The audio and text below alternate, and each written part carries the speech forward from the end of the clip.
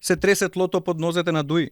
Беса со подадена рака ги очекува фракционерите од Дуи доколку тие формално се одвојат од партијата на Ахмети и формираат посебна партија.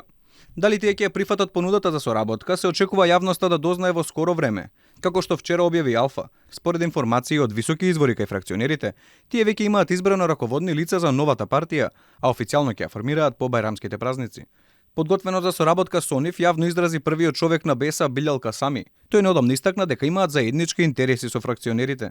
Sojmë motivin e largimit të tyre nga qeveria, që ka të bëjë me dështimin e këtij ekzekutivi, është një pikë që na bashkon.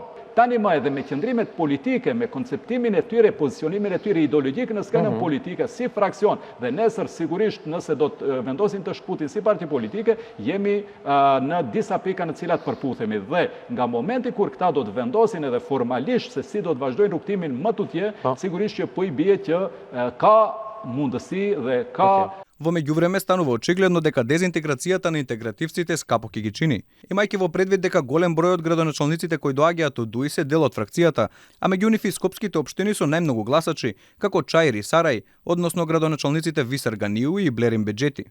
Љубовта на Али Ахмети за Артан Груби може да резултира тие да изгубат значаен дел од партиската инфраструктура во Скопје, а со тоа да стане политички фактор само во внатрешноста на државата.